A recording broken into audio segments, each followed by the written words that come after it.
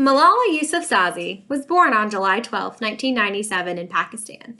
She was educated by her father, who was an educational activist and ran a chain of schools in Pakistan.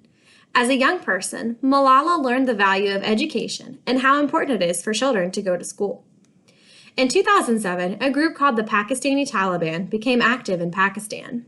The Taliban became very powerful and believed that girls and women shouldn't be allowed to do things like watch TV, listen to music, go to school, or even go shopping.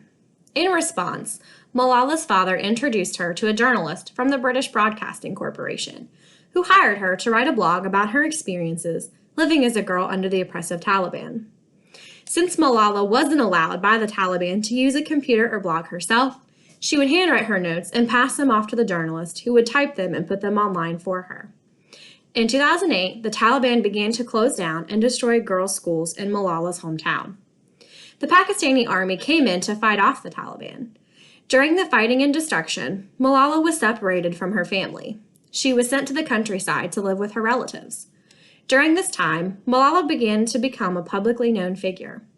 The New York Times filmed a documentary on her, and she began doing newspaper and television interviews where she publicly advocated for female education. Malala had become an activist. Around this time, the Taliban started to issue death threats against Malala and her father. Taliban leaders would call in to radio stations or even have Taliban members slide notes under the door of her home, threatening her and her family if she didn't stop standing up for girls. Eventually, Malala was able to go back to school, but the Taliban was furious that she had defied them. On October 9, 2012, Taliban gunmen stopped the school bus taking Malala home from school. They came onto the bus and demanded, "Which one of you is Malala? Speak up, otherwise I will shoot you all." The gunmen shot Malala and injured her very badly, but she survived. After the shooting, people in countries around the world spoke up in support of Malala.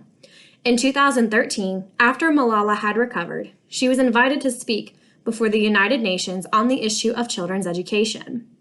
This led to the first ever youth takeover of the UN, where Malala had an audience of over 500 youth education activists from around the world. She was even invited to Buckingham Palace to meet Queen Elizabeth II. Malala decided that she wanted to spend her life fighting for children's rights and for education, and that she would become a politician.